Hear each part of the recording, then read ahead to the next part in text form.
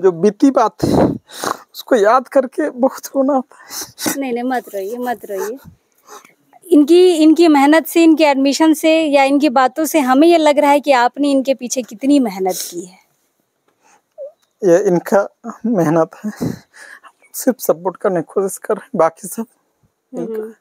अगर हम लोग कुछ भी करना चाहते, अगर ये नहीं करता तो हम लोग का सब बेकार था। लेकिन फिर इनका मेहनत। मैं सोचा मैं अपने विधायक जी से मिलता हूँ, शायद कुछ आर्थिक मदद मिल जाए। मैं उनसे मिला तो वहाँ संतोषजनक जवाब नहीं मिलने पर मैं सीएम साहब के पास गया, वहाँ आवेदन दिया।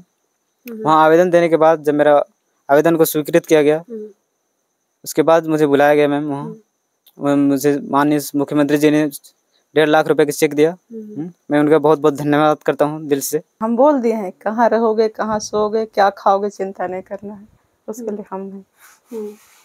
मेरा खुद का ठिकाना नहीं है भले, लेकिन तो लोग अच्छा करोगे तो हम सारा चीज़ पूरा करेंगे, चाहे जहाँ से भी करें हम करेंगे। हमारे गांव में कोई डॉक्टर या इंजीनियर नहीं है, तो उन्होंने कहा कि तुम क्या बनना चाहते हो। तो मुझे उस समय तक कुछ पता चल चुका था, इंजीनियरिंग की और डॉक्टर की भी पढ़ाई होती है ये सब, और इंजीनियरिंग सब के बारे में मुझे पता चला था। तो मैं बोला मैं इंजीनियर करूँगा। तो उन्होंने कहा ठीक है, तुम्हें जो इच्छा है वो सही है, वो करो। उन्होंने गाइड किया। अच्छा ये बताइए, जब इसने बताया कि मैंने बीटेक के लिए एग्जाम निकाल लिया है, कैसा लगा सुन के? मैं तो एक बॉक्स ले आया। क्या बॉक्स? छोटा सा बॉक्स, और गाना बजा के डांस करते हो। अच्छा, इतना खुशी लगा, बहुत खुशी लगा। मैम जो मेरा बैचमेट लोग था वो सब तो चले नहीं कर पाए, लेकिन जो अभी फिलहाल का जो बच्चा लोग है उससे भी पढ़ाई वढ़ाई छोड़ देता है और मतलब काम वगैरह करता है, तो और कमाने चला जाता है। तो सब देख के थोड़ा दुख लगता है, क्योंकि मैं जब वहाँ से बाहर से पढ़ के आता हूँ तो लगता है कि मैं जो पढ़ा हूँ वो सब अपने गांव वाले बच्चों को भी बताऊँ, जिससे मुझे खुशी महसूस हो। मतलब बहुत जिज्ञासा होती है मैं जो पढ़ा हूँ वो सब मैं अपने गाँव वालों को भी बता सकूँ, उनकी मदद कर सकूँ, वो भी मेरी तरह करे, इसकी जिज्ञासा बहुत होती है।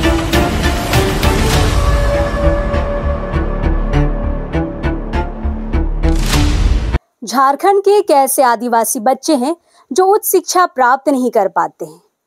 गांव के स्कूलों में पढ़कर किसी तरह 10वीं की कक्षा पास करते हैं, उसके बाद या तो बाहर कमाने चले जाते हैं या फिर पुलिस या आर्मी की तैयारी में जुट जाते हैं। कुछ लोग शादी ब्याह करके किसानी करने लगते हैं। लेकिन इसी गरीबी को हराते हुए बेड़ो प्रखंड के सेरो गांव के प्रवीण उरांव ने यह करके दिखाया है कि गरीबी कुछ मायने नहीं रखती। अगर आप में हिम्मत है, अगर आप में ताकत है कि आप अच्छे से पढ़ाई कर सके, मन लगा के पढ़ाई कर सके, तो यह गरीबी से आप ऊपर उठ के किसी बड़े संस्थान में अच्छी शिक्षा ले सकते हैं।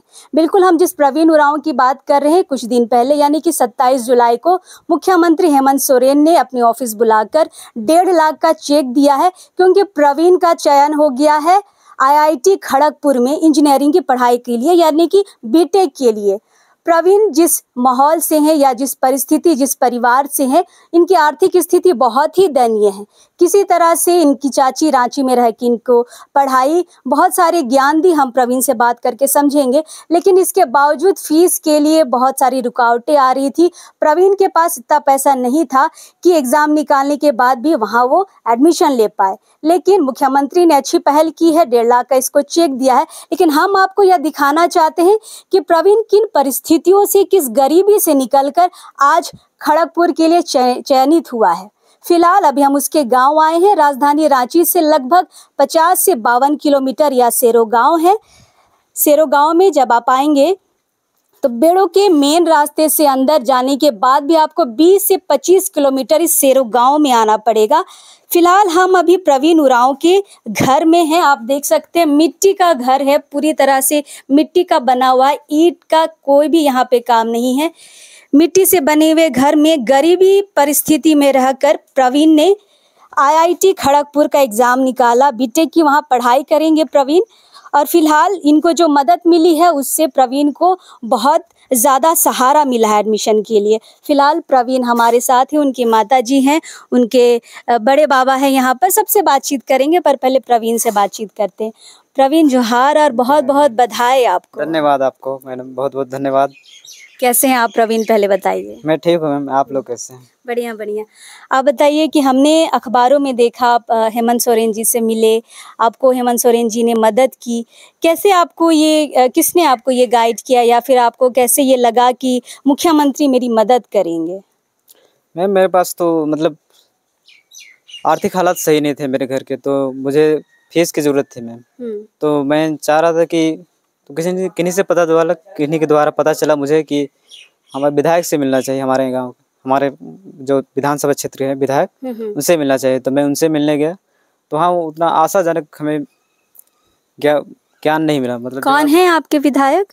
शिल्पी नेहा तिर्की। अच्छा। तो वहाँ पे हमें उतना आशाजनक जवाब नहीं मिला, तो हम वहाँ से चले आए। फिर क्या कहा आपके विधायक ने? विधायक जी ने कहा हम मदद करते हैं। उन्होंने कहा कि हमें भी लगा कि आशा जागी हमारे मन में कि हमारी मदद करेंगे तो हमारा कुछ मदद हो जाएगा, तो हमारे लिए अच्छी बात होगी। मदद नहीं मिली। मदद पर उनसे नहीं मिल पाई। दोबारा हमने उनसे मतलब मिले भी नहीं। दोबारा हम मिले भी नहीं उनसे, तो उतनी मदद नहीं हो पाई और हमने जाना भी नहीं। फिर किन्हीं के द्वारा पता चला, तो चाची हमें ले गई सीएमओ ऑफिस के पास। एप्लीकेशन वहाँ आवेदन दिया गया फीस के लिए। तो पहली बार में तो वहाँ कुछ नहीं हुआ। फिर दूसरी बार जब हमने दिया तो हमारा जो एप्लीकेशन है वो फॉरवर्ड हुआ आगे। फिर वहाँ से हमें मदद की प्राप्ति हुई और हमें श्री माननीय हेमंत सोरेन जी से, मुख्यमंत्री हमारे जो हैं झारखंड सरकार के, उनसे मिलने का हमें मौका मिला और उन्होंने हमें सहायता राशि के रूप में 1.5 लाख रुपए दिए। प्रवीण, जब आप मुख्यमंत्री से मिले क्या कहा उन्होंने? उन्होंने मैडम हमें आश्वासन दिया कि अगर तुम आगे पढ़ाई करना चाहते हो तो हम उसमें भी हम आपको मदद करेंगे। आगे के आपकी जो खर्चा उर्चा आएगा वो सब हमारी सरकार द्वारा उठाया जाएगा बोल के। और क्रूजी क्रेडिट कार्ड के द्वारा आपको लोन भी दिया जाएगा अगर आप लेना चाहते हैं तो। ये सारी बातें हुई। जी मैम। अच्छा प्रवीण, ये बताइए कि आपका गांव ऑन रोड से 20-25 किलोमीटर अंदर है। यहाँ पे बहुत गरीबी वाली स्थिति है। लोग जो हम माहौल यहाँ पे गांव में आने के बाद देख रहे हैं, कैसे आप यहाँ से निकले, पढ़ाई कैसे की, वहाँ खड़गपुर के लिए कैसे चयनित हुए, हम थोड़ी आपकी जर्नी जानना चाहेंगे। जी मैम, मैं 1 से 5 क्लास तक अपने गांव सरकारी स्कूल में पढ़ा, जो है इधर ही है यहाँ पास में। वहाँ से 1 से 5 क्लास के पढ़ने के बाद मुझे मेरे चाचा द्वारा नवोदय के बारे में पता चला। तो मैं नवोदय की तैयारी के लिए अपने मामा जी को बोला। मैं पहले अपने नानी घर में रहता था। मैं कहाँ है नानी घर? नानी घर अभी यहीं मतलब हमारे गाँव में है उनका घर, तो वहाँ रहता था। तो मेरे मामा को बोला मैंने कि सुनूराव जी को, तो मेरे लिए बुक ला दिए। तो मैं ट्यूशन जाता था मैम। ट्यूशन जाता था तो वहाँ मुझे उतना संतुष्ट नहीं लगा ट्यूशन में। तो मेरे चाचा जी बोले थे कि तुम यहाँ आ जाना रांची, वो भी नवोदय से ही पढ़े हैं। तो उन्होंने कहा कि तुम मेरे पास आ जाना, मैं तुम्हें तैयारी करवाऊँगा। मैं उनके पास गया, उन्होंने अच्छी गाइडेंस दी मैम, उन्होंने अच्छा तैयारी करवाया। मेरा फिर नवोदय में सिलेक्शन हो गया। नवोदय में फिर मैं नवोदय गया। मैं वहाँ 6 क्लास से 12th क्लास तक वहाँ मुफ्त में पढ़ाई की मैम। कहाँ? BIT JNV Ranchi BIT Mesra में। वहाँ से मैं दक्षिणा के इंट्रेंस टेस्ट दिए गए। मतलब हम लोग को वहाँ एग्जाम दिलवाया जाता है एक दक्षिणा टेस्ट के लिए। क्या है ये दक्षिणा टेस्ट? दक्षिणा मैम एक स्कॉलरशिप प्रोग्राम है जो गरीब बच्चों के लिए होता है। मतलब जिनको आर्थिक सहायता की जो बहुत ज़्यादा ज़रूरत होती है, जो अपने मतलब जेब से खर्च करके पढ़ाई नहीं कर पाते हैं, ऐसे बड़े बड़े एग्जाम्स की तैयारी नहीं कर पाते, जे एडवांस हो गया, मेंस हो गया, और नीट्स वालों की मतलब नीट्स की तैयारी नहीं कर पाते हैं, उनके लिए मदद करता है ये संस्था, ये दक्षिणा कोचिंग। कोचिंग। दक्षिणा कोचिंग। फिर वहाँ टेस्ट लिया जाता है। एक 10th में होता है, एक 12th में होता है मैम। तो 10th में मेरा मतलब शॉर्ट लिस्ट नहीं हुआ नाम, तो मैं नहीं दे पाया 10th में। 12th में हुआ, मैं 12th में दिया। एग्जाम क्लियर करने के बाद मैं इंटरव्यू के लिए शॉर्ट लिस्ट हुआ नाम। इंटरव्यू क्लियर होने के बाद मेरा दक्षिणा में सिलेक्शन हो गया मैम। फिर मुझे पुणे बुलाया गया, दक्षिणा कोचिंग ने बुलाया। जी मैम, पुणे हेडक्वार्टर, जहाँ उनका हेडक्वार्टर है कोचिंग का, वहाँ बुलाया गया। वहाँ 1 साल की मुझे मतलब फ्री में तैयारी करवाई गई। जितनी सुविधा वहाँ सारी सुविधा मिली गई, रहने की जगह, रहने के लिए, खाने पीने सबकी, और बुक्स वगैरह जितनी मुझे आवश्यकता थी उन सभी वहाँ मुहैया कराया गया मुझे। बुक्स, किताबें, कॉपियाँ, पेन वगैरह सारी चीज़। और वहाँ फ़ी वगैरह मतलब जो रजिस्ट्रेशन फ़ी लगता था एग्ज़ाम के लिए, वो सब भी उधर से ही पे किया गया है। मतलब 1 साल में आपको कुछ पैसा नहीं लगा? सिर्फ जाने का खर्चा और आने का खर्चा बस। वाह, ये तो बहुत अच्छी चीज है। ये दक्षिणा कोचिंग क्या पूरे इंडिया, ये दक्षिणा कोचिंग में क्या पूरे इंडिया से लोग आते हैं? हाँ जी मैम, पूरे इंडिया भारत देश से आते हैं लोग, पूरे भारत देश के बच्चे जा सकते हैं। कैसे बच्चे आते हैं? जो गरीब मतलब जिनका आर्थिक स्थिति सही नहीं होता मैम, उनको सिलेक्शन लिया जाता है। जिनकी क्या बोले फैमिली इनकम 2 लाख रुपए से कम होती है, वैसे बच्चों के लिए मददगार साबित होता है। तो ये दक्षिणा कोचिंग नवोदय से टाई अप है? जी, वहीं से टाई है। मतलब ज्यादातर बच्चे वहीं के रहते हैं, नवोदय के ही। जो 10th के बाद होता है उसमें ज्यादातर बच्चे नवोदय, मतलब पूरे बच्चे नवोदय के ही होते हैं। और एक कोचिंग सिर्फ नवोदय में ही चलती है 10th के बाद वाली। और जो 12th के बाद वाली चलती है वो होती है हेडक्वार्टर में, दक्षिणा की जो हेडक्वार्टर है पुणे, वहाँ पे चलती है। तो वहाँ पे मतलब पहले था कि कुछ बच्चे बाहर के होते थे और नवोदय के ज्यादातर बच्चे नवोदय के होते थे, क्योंकि उन्हें जानकारी होती थी दक्षिणा की। और अभी ऐसा है कि वहाँ वैसा प्रावधान किया जा रहा है कि मतलब लगभग 70% बच्चे बाहर से भी आ सकते हैं। अच्छा। बाहर से रहे और 30% बच्चे नवोदय से वहाँ 1 साल की तैयारी में। फिर तैयारी आपने पुणे से की, उसके बाद? वहाँ से तैयारी करने के बाद मैम एग्जाम दिया एडवांस का, और वहाँ से मैं 4 तारीख को मेरा एग्जाम खत्म हुआ। मैं 7 तारीख को अपने गाँव मतलब घर पहुँच गया। रांची आ गए? जी। अच्छा, ये कब की बात है?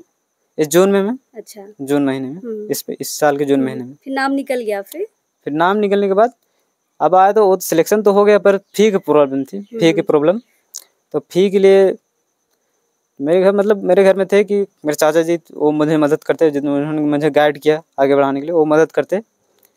परिवारजन से भी संपर्क किया गया तो हो जाता, लेकिन मतलब पूरी तरीके से संतुष्ट नहीं था, पूरा हो पाएगा नहीं सही समय पे। तो मैं सोचा मैं अपने विधायक जी से मिलता हूँ, शायद कुछ आर्थिक मदद मिल जाए। मैं उनसे मिला तो वहाँ संतोषजनक जवाब नहीं मिलने पर मैं सीएम साहब के पास गया, वहाँ आवेदन दिया। वहाँ आवेदन देने के बाद जब मेरा आवेदन को स्वीकृत किया गया, उसके बाद मुझे बुलाया गया मैम वहाँ। मुझे माननीय मुख्यमंत्री जी ने 1.5 लाख रुपए का चेक दिया। मैं उनका बहुत बहुत धन्यवाद करता हूँ दिल से। प्रवीण, ये बताइए कि झारखंड में बहुत सारे ऐसे बच्चे हैं, गांव देहात के रहते हैं, पढ़ने में अच्छे खासे हैं, प्रतिभावान हैं, दिल लगा के पढ़ते हैं, लेकिन गरीबी कहीं ना कहीं आड़े आ जाती है। आप तो इस गरीबी से निकल गए, लोगों ने आपको मार्गदर्शन दिया, आप किसी तरह से पढ़ाई किए, हेमंत सोरेन ने भी आपकी मदद की, लेकिन बहुत सारे ऐसे बच्चे हैं जो छूट जाते हैं। आपके गांव में भी ऐसे आपने देखा होगा, क्या कहेंगे ऐसे बच्चों को, क्योंकि आप प्रेरणा स्रोत हैं उनके लिए? अभी मैम सरकार भी एक सरकारी कोचिंग चलाती है मैम, आकांक्षा नाम से। तो मतलब ज्यादातर सरकारी स्कूल में ये बात पता होती है। वहाँ के शिक्षकों को ये बता देना चाहिए, मतलब बच्चों को 10th के बाद उनका एग्जाम लिया जाता है। पहले हमें भी पता नहीं था, इस बार ही पता चला कि वो 10th के बाद वाले बच्चों के लिए वो होता है। तो सरकार भी अभी मदद कर रही है, लेकिन सही जानकारी नहीं हो पाने के कारण बच्चे नहीं आगे नहीं बढ़ पाते। तो 10th मतलब वो होता है कि मैट्रिक की जब एग्जाम कंप्लीट हो जाता है उसके जस्ट बाद होता है, या उससे कुछ दिन के बाद, या जस्ट मतलब बोल दीजिए आसपास ही हो जाता है। वहाँ भी मतलब 2 साल का तैयारी कराया जाता है फ्री में, यही सब का एग्जाम एडवांस हो गया, जेईई एडवांस हो गया और नीट का, ये सब का भी वहाँ भी तैयारी कराया जाता है। लेकिन बच्चों को सही जानकारी नहीं हो पाने के कारण वो लोग वहाँ भी नहीं जा पाते हैं। जानकारी का मेन तो जानकारी का अभाव रहता है उनके पास। वरना आप ये बताइए कि आप जो दक्षिणा में जो गए कोचिंग सेंटर में, वहाँ किस किस चीज़ की कोचिंग दी जाती है? वहाँ पे मैम नीट और जेईई की केवल। तो मेडिकल और इंजीनियरिंग? Yes ma'am. तो ये टी शर्ट मैं वही देख रही थी, ये टी शर्ट वहीं का है शायद? जी मैम, वहीं का है, दक्षिणा की है। ये दक्षिणा का टी शर्ट दिख रहा है। यस मैम, दक्षिणा की है। हमें टी शर्ट दिया जाता है वहाँ 2 और कुछ यही पहन के पढ़ाई करते हैं? हाँ, यही पढ़ाई, हमें क्लास पर यही पहन के जाना होता है, हमारा यूनिफॉर्म। अच्छा, ये बताइए प्रवीण कि शुरू से आपको इस सेक्टर में जाना था, इंजीनियरिंग के क्षेत्र में, या फिर कुछ और था आपके दिमाग में? नहीं मैम, बचपन में तो हमारे गांव में सिर्फ मतलब ज़्यादातर मैं सुना पुलिस और आर्मी वालों के बारे में सुना। तो गांव का बच्चा मतलब उतना जानता नहीं था, बस यही 2 चीज़ जानता था। तो मेरे चाचा जी मुझे जब मैं 6 क्लास में था, उसे नवोदय में एडमिशन मेरा हो रहा था, उसमें पूछे तुम क्या बनोगे? तो मुझे और कुछ पता नहीं था पुलिस और आर्मी के अलावा, तो मैं बोला पुलिस बनूंगा। तो मेरे चाचा जी बोले कि तुम्हें पता है क्या क्या करना पड़ता है पुलिस बनने के लिए? तो मुझे कुछ पता नहीं था, बस नाम सुना था पुलिस बनता है, पुलिस लोग का बहुत रौब होता है, बस इतना सुना था, वैसे इसलिए पुलिस बनने का तो शौक था। की वजह से। हाँ। फिर मैं यहाँ एडमिशन लिया, फिर वहाँ पता चला कुछ, फिर मेरे चाचा जी बोल रहे थे, मतलब उनका भी शायद इच्छा था कि वो भी कुछ पढ़ाई करते, अच्छे इंजीनियरिंग या डॉक्टर की पढ़ाई करते, लेकिन वो नहीं कर पाए। तो मतलब उन्होंने कहा कि हमारे गांव में कोई डॉक्टर या इंजीनियर नहीं है, तो उन्होंने कहा कि तुम क्या बनना चाहते हो। तो मुझे उस समय तक कुछ पता चल चुका था, इंजीनियरिंग की और डॉक्टर की भी पढ़ाई होती है ये सब, और इंजीनियरिंग सब के बारे में भी मुझे पता चला था। तो मैं बोला मैं इंजीनियर करूँगा। तो उन्होंने कहा ठीक है, तुम्हें जो इच्छा है वो सही है, वो करो। उन्होंने गाइड किया, क्योंकि मेरा मतलब बायोलॉजी थोड़ा वीक था, इसलिए मैं मेडिकल में नहीं गया। उन्होंने मुझे हर संभव मदद किया। फिर मैं जब 12th में पहुंचा, वहाँ उन्होंने कहा तुम्हें जो पसंद है, जो करने का, जो एग्जाम का फॉर्म आए, तुम्हें जो भरने का मन है भर दो, फीस का चिंता मत करो, हम वो सब दे देंगे। मतलब आपके चाचा ने बहुत सपोर्ट किया आपको, है ना, पढ़ाई में। ये बताइए प्रवीण कि घर में कितने कितने लोग हैं? जी मैम, मेरे घर में माँ है, 3 भाई हैं और 2 बड़े मम्मी पापा हैं और चाचा चाची हैं। अच्छा, टोटल हम लोग 8 जन हैं। 8 लोग हैं। यस। बाकी भाई क्या करते हैं? बाकी भाई, एक छोटा भाई 9th क्लास में है। अच्छा। वो अभी पढ़ाई कर रहा है। अच्छा। और जो बड़ा भाई है वो अभी नानी के पास है। अच्छा, कहाँ है नानी? बंगाल में, मैम वहाँ काम करता है। अच्छा अच्छा अच्छा, मतलब पढ़ाई लिखाई में भी फिलहाल आप ही आगे जा रहे हैं। Yes ma'am. तो फिलहाल ये प्रवीण का घर है, निकलने के बाद पूरा मिट्टी का घर है, पूरा गांव ही है, ऐसा कि कह ले कि बहुत गरीब गांव है। लोग सिर्फ खेतों पर ही डिपेंडेंट है, खेती पे डिपेंडेंट है, सिर्फ खेती से ही जो उपज है उसको बेचकर जो कमाई है उसी से पूरे गांव का खर्चा चलता है या फिर परिवार का खर्चा चलता है। फिलहाल प्रवीण, ये आपका पुराना घर है? अच्छा, आइए थोड़ा घर दिखाइए। मतलब आज हम जब आए हैं, प्रवीण का एडमिशन होने वाला है इंजीनियरिंग के लिए। इसके बाद पूरी शुभकामनाएं हैं कि कहीं ना कहीं इनकी स्थिति ठीक होगी। और देखिए क्या हालात है इनके। प्रवीण, यहाँ पानी छूता है बाबू? यस मैम, बरसात में पानी छूता है, इधर से झटास मारता है उधर से, तो पानी छूता है यहाँ।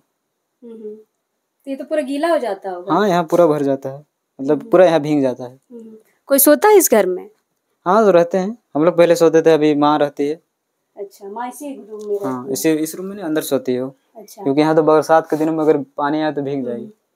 देखिए किस गरीबी से प्रवीण यहाँ से निकल के जा रहा है। ये देखिए पूरी दीवार में जो मिट्टी आपको दिख रही है, ये पानी गिरता है उस वक्त ये मिट्टी नीचे आती है, उसी का ये निशान बन गया है। पूरा पानी भर जाता है जिस तरह से प्रवीण कह रहे हैं। ये एक रूम है, यहाँ इनकी माँ सोती है। यहाँ भी देखिए कुछ हालत वैसे ही है, टूटा फूटा घर है। प्रवीण, ये तो लग रहा है कभी भी टूट जाएगा। हाँ, इधर आइए। ये तो लग रहा है घर आपका कभी भी टूट जाएगा। यस मैम, टूट जाएगा, यहाँ फट गया है। बिल्कुल। मैं थोड़ा सा चाहूंगी, गोविंद थोड़ा इधर दिखाइएगा। देखिए पूरा घर इनका प्रवीण का टूट गया है।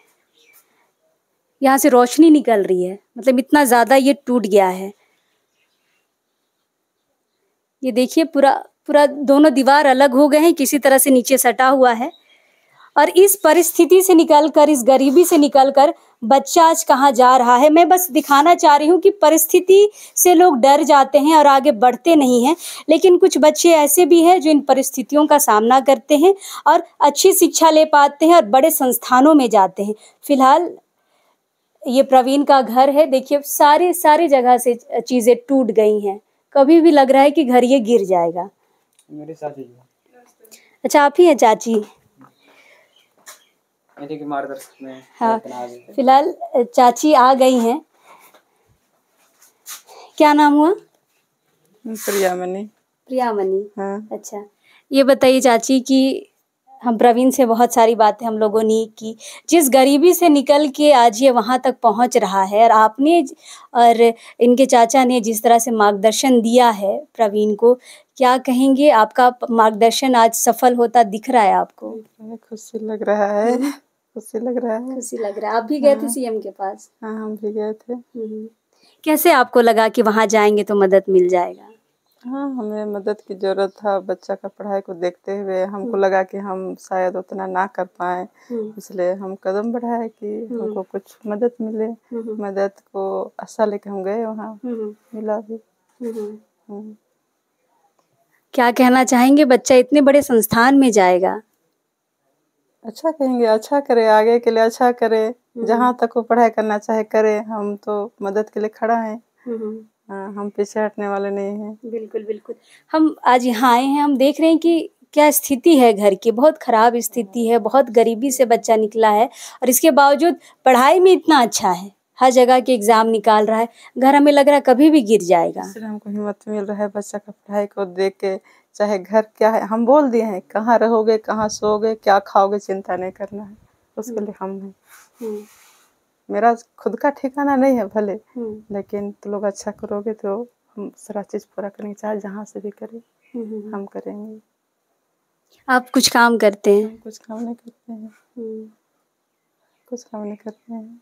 आपका सारा ध्यान बस बच्चों को पढ़ाने में है? पढ़ाने में। बढ़िया बढ़िया। तो आप यहीं रहती हैं? हम यहाँ नहीं रहते हैं, फिलहाल तो अभी रांची में रहते हैं। आज आए हैं? हाँ, आज ही आए हैं। आप आने वाले थे तो पता चला कि अच्छा हम भी आए। बिल्कुल बिल्कुल। फिलहाल प्रवीण के चाचा भी यहाँ पे आ चुके हैं, इनको पता चला कि हम यहाँ आ रहे हैं तो ये भी आ गए। जोहार रहेगा चाचा जी। जोहार।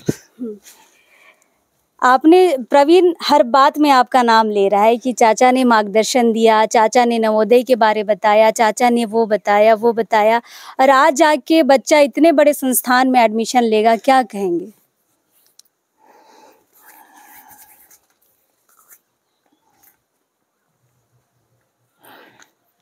Thank you. हिम्मत रखिए, बच्चा अच्छा कर रहा है। ये हम रोने का हम इसलिए दिखाना चाहेंगे क्योंकि ये खुशी के आंसू हैं। जो मेहनत बचपन से लेकर अभी तक चाचा जी ने प्रवीण के ऊपर की है, आज उसके परिणाम को देखने का समय आया है। रो क्यों रहे? बच्चा तो अच्छा कर रहा है।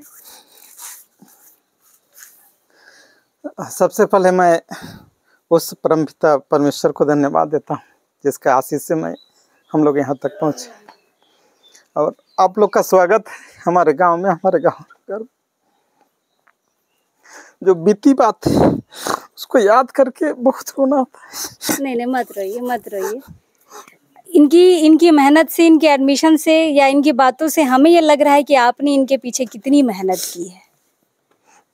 ये इनका मेहनत है, सिर्फ सपोर्ट करने की कोशिश कर रहे हैं, बाकी सब इनका। अगर हम लोग कुछ भी करना चाहते, अगर ये नहीं करता तो हम लोग का सब बेकार था। लेकिन प्रवीण का मेहनत, ईमानदारी से मेहनत। अच्छा काम के लिए अच्छे मार्गदर्शन की भी जरूरत होती है, जो आप लोगों ने दिया। कोशिश किए जहाँ तक हो सके, जितना हमको नॉलेज था उनको देने का कोशिश किए। नवोदय के बारे कैसे पता चला? हमको मेरे भैया, इनके पापा, मेरे भैया इनके पापा, हम ये नवोदय की परीक्षा दिए थे तो वो बताए कि नवोदय की परीक्षा लिखे थे, लेकिन हम मानसिक योग्यता वाला एक सब्जेक्ट होता है उसको हम नहीं कर पाए। तो मेरे जहन में इच्छा जागी कि मानसिक योग्यता है क्या चीज़। तो मैंने उसको गौर से देखने लगा। तब मैंने एकदम डीपली स्टडी करना शुरू किया कि है क्या चीज़। मैं कहीं ट्यूशन नहीं किया, उसको डीपली देखने लगा। देखने के दौरान पता चला अरे ये तो बहुत आसान है। जब मैं पढ़ने लगा, मेहनत करने लगा तो लगा कि बहुत आसान है। फिर मैंने परीक्षा दिया। परीक्षा देने के बाद नवोदय चला गया। यही भैया भाभी थे, भैया नहीं है ये भाभी, हमको पहुंचा दी। उसके बाद मैं नवोदय में पढ़ा। तो मैं जो काम नहीं कर सका उसको मैं चाह किसको करूँ। आपका अधूरा सपना। रोइए नहीं, आपके सपने को प्रवीण ने बिल्कुल पूरा किया है। अच्छा ये बताइए, जब इसने बताया कि मैंने बीटेक के लिए एग्जाम निकाल लिया है, कैसा लगा सुन के? मैं तो एक तो बॉक्स ले आया। क्या बॉक्स? छोटा सा बॉक्स, और गाना बजा के डांस वांस करते रहते। अच्छा, इतना खुशी लगा, बहुत खुशी लगा। आपको मदद भी मिली हेमंत सोरेन से, क्या कहेंगे? मैं इसके लिए हमारे माननीय मुख्यमंत्री जी को बहुत बहुत बधाई देना चाहता हूँ कि इस क्षण में उन्होंने बहुत बड़ी हम लोग की मदद की। हम लोग परेशान थे, मेरे पास जो भी रकम था उससे हो सकता था, लेकिन बोझ बढ़ जाता, इसलिए मैंने इसके लिए बहुत बहुत धन्यवाद देना चाहते हैं। जितने लोग भी सहायता के लिए हाथ बढ़ा रहे हैं उनको मैं बहुत बहुत धन्यवाद देना चाहता हूँ। प्रवीण बता रहे थे कि गांव के बहुत सारे बच्चे ऐसे हैं जो स्कूल नहीं जाते हैं या फिर आधी शिक्षा में छोड़ देते हैं या 10 तक ही कर लेते हैं। प्रवीण का कहना है कि हम देखते हैं तो खराब लगता है। क्या कहेंगे इस गांव की जो हालत है? मैं ना बचपन से ही गांव में रहा था, मैंने बचपन में तो मुझे लगता था कि गांव के लिए कुछ करें, लेकिन आर्थिक स्थिति ठीक नहीं रहने का अगर गांव के लिए सोचते हैं तो अपना सब खत्म हो जाता है। तो मैंने पढ़ाई करेंगे बोल के मैंने घर छोड़ के मैं चला गया रांची में रहने लगा। उसके बाद में जब पारा टीचर का यहाँ सिलेक्शन हो रहा था तो मेरा पारा टीचर में प्योर सिलेक्शन हुआ था। मैं बहुत खुश था कि चलिए इसी बहाने गांव के लिए भी करेंगे और बच्चों के लिए भी करेंगे। मैंने 3 महीना पढ़ाया, पर 3 महीना में कोई पेमेंट नहीं मिला हमको। तो मैं दौड़ धूप करने लगा कि क्यों नहीं मिला। तो बाद में पता चला कि मेरा तो पेमेंट ही नहीं मिला, मेरा कागज जो था वो बेड़ों में अटका हुआ है, बढ़ाया ही नहीं। मैं 3 महीना पढ़ाता रहा, मुझे 5 पैसा भी नहीं मिला। कोई बात नहीं, फिर मैं गांव छोड़ के रांची चला गया। फिर मैं सोचने लगा कि नहीं, अब हम ही को कुछ करना है, जितना जल्दी हो सके हम करेंगे, तभी ना दूसरा को मदद कर सकते। बिल्कुल। तो मैं मदद करने लगा। माँ बाप भी बूढ़े हो गए थे, मैं माँ बाप के रहते हुए मैं कुछ करना चाहता था। जब अपने मेहनत से नहीं हो पाया था तो मैं सोचा कि किसी से उधारी फुधारी लेके पैसा कौड़ी दे के भी कहीं अगर लग जाए तो अच्छा है, लेकिन नहीं हो पाया। माँ डेथ कर ली। 3 साल तक मैं घर नहीं आया। हिम्मत रखिए। दिल ज़रूर भर आएगा अपनी कहानी सुन के, क्योंकि मैंने कहा ना कि इतनी गरीबी है इस गांव में, और जिस गरीबी से निकल के पूरा परिवार आज खुशियां मना रहा है, उसको जानना भी बहुत ज़रूरी है। तो चाचा ये बताइए कि क्या काम करते हैं आप रांची में? मैं फिर प्राइवेट जॉब खोजने लगा। मैं सबसे पहले मैं पढ़ाई भी करना चाहता था और कुछ काम भी करना चाहता था। मैंने गार्ड की नौकरी की। अच्छा। गार्ड कर के पढ़ाई की। 6 बजे से शाम 6 बजे से सुबह 6 बजे तक गार्ड का नौकरी करता था, रात को, और दिन को कॉलेज जाता था। कॉलेज करने के बाद मैं कोशिश करने लगा कि जितना जल्दी हो सके कुछ करेंगे। तो मैंने TCDC ऑफिस में एक वेलफेयर डिपार्टमेंट से एक वैकेंसी निकला था, वहाँ भरा। फिर वहाँ मुझे जॉब मिला। फिर किसी कारणवश वो बंद हो गया। बंद होने के कारण मैं 1-2 महीना बैठा था। फिर हम लोग JPIT के थ्रू कंप्यूटर ऑपरेटर में ज्वाइन किए थे। उसके बाद में बैठा 1 महीना 1-1.5 महीना।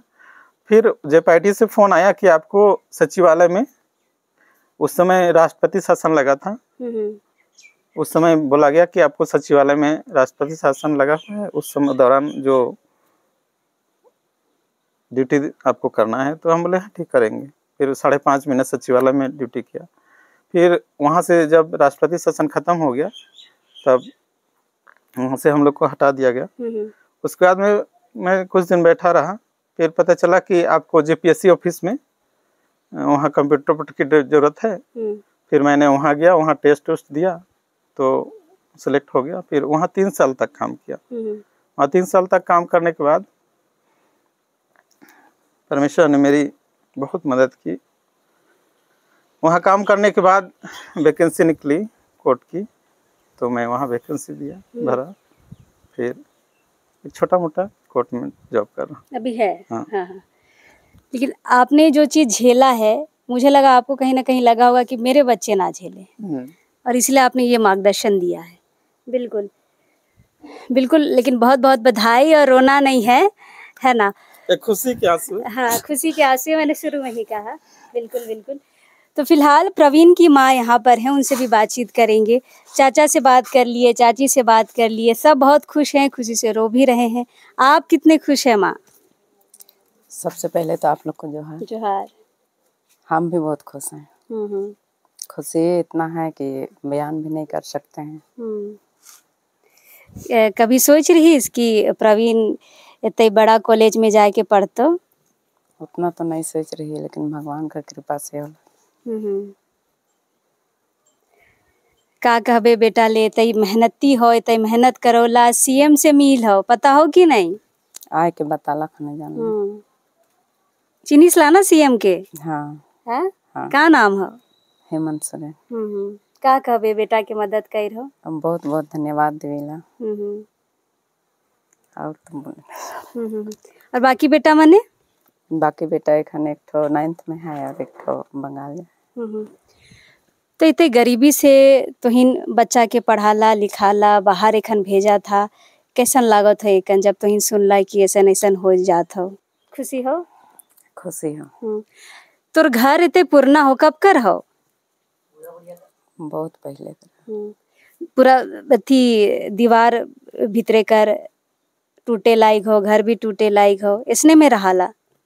हाँ, एखन तो इसने में रहेगा। तो घर कभी भी गिर जात हो? हम बनवा पड़ेगी। मतलब देखिए कि किस माहौल में लोग रह रहे हैं। टूटा घर, टूटी दीवारें, छत कभी भी गिर जाएंगी, लेकिन सबके दिमाग में ये है कि बच्चे को हम अच्छे से पढ़ाएं। प्रवीण के बड़े पापा हमारे साथ है। का नाम हो? सोमराव राव। हैं? सोमराव राव। सोमराव राव। का कहबे बेटा, अच्छा पढ़ाई लिखाई करके एखन बड़ा कॉलेज में जात हो पढ़े ले, का कहबे? तो सबको पढ़वाना है, क्या करेंगे, सबको तो देख रखी खिलाना पिलाना। आप लोग तो सबको सोच रहे हैं कि पढ़वा के दिखाएंगे, कुछ भी और दिन काम देगा। आप लोग का छोटे भाई मझला वाला, इसको जन्म से आप सेवा किया, जन्म से और भाटा चल गया बच्चा खिलाने, उसी को सबको हम भलाई किया, सबको हम इतना हम सबको पोसा खिला पिला। तो का करिसला बाबा? हाँ। का काम करिसला तो? आजकल का करबो जी, गरी छगरी चराइला। गरु छेगरी बस? हाँ, हार जेतीला। अच्छा। हाँ। धान उन रोपले कि नहीं? हैं? धान उन रोपले कि नहीं? नहीं, पानी न खेते कहाँ से रोपाबो। प्रवीण ले खुशीस? हाँ, खुशी। खुशी। तो बिल्कुल, चूँकि आज हम यहाँ पे आने वाले हैं, कल हमारी बातचीत हुई थी प्रवीण से, इसलिए रांची से भी इनके चाचा चाची आए हैं और इनके बड़े पापा, इनकी माँ तो यहीं रहती है। लेकिन देखिए, घुसने के बाद जो घर हमने दिखाया और ये जो मिट्टी का घर है, ये हम बस इसलिए शुरू से हम कह रहे हैं, इसलिए दिखाना चाह रहे हैं कि प्रवीण जिस माहौल से निकला है, जिस गरीबी से निकला है, उसके लिए बहुत बड़ी बात है। ये इसके चाचा समझ रहे हैं, इनके परिवार वाले समझ रहे हैं कि इन टूटे फूटे घर से निकल के इतने बड़े संस्थान में जाके पढ़ाई करना कितनी बड़ी बात होती है। प्रवीण ने शुरू में ही कहा कि इसका सपना था ही नहीं इंजीनियर बनने का, क्योंकि इसने सुना भी नहीं था कि इंजीनियरिंग नाम की भी कोई चीज़ होती है। इसने बस सुना था कि हाँ, आर्मी में जाना है, क्योंकि यहाँ के अगल बगल के लोग आर्मी में ही जाते हैं, बामुश्किल 10th तक की ही पढ़ाई कर पाते हैं। लेकिन फिलहाल प्रवीण ने बहुत अच्छी पढ़ाई की है, चाचा ने बहुत अच्छा मार्गदर्शन दिया है, चाची ने बहुत अच्छा मार्गदर्शन दिया है और लगातार बच्चों के पीछे पड़ी रही कि जो चीज़ हमने झेला है वह हम अपने बच्चों को ना झेलने दें, और सारी मेहनत प्रवीण ने करके दिखाई है। और प्रवीण, कब जा रहे हैं आप? मैं 31 तारीख को यहाँ से निकलूंगा। अच्छा, कल?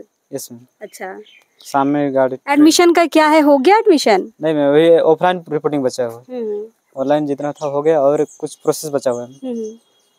एक ऑफ कैमरा जब हम बात कर रहे थे प्रवीण आपसे, आपने कहा कि गांव में कुछ ऐसी चीज़ें हैं जिसे देख के मुझे बहुत दुख होता है। हम थोड़ा दर्शकों तक ये बताना चाहेंगे, क्या देख के दुख लगता है? मैम, जो मेरा बैचमेट लोग था वो सब तो चले नहीं कर पाया, लेकिन जो अभी फिलहाल का जो बच्चा लोग है उससे भी पढ़ाई वढ़ाई छोड़ देता है और मतलब काम वगैरह करता है, तो और गरीबी की वजह से कमाने चला जाता है।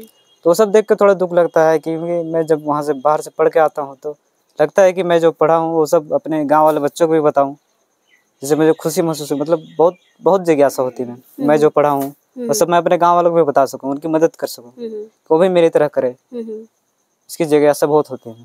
तो आते हैं तो बच्चों से बात नहीं करते हैं?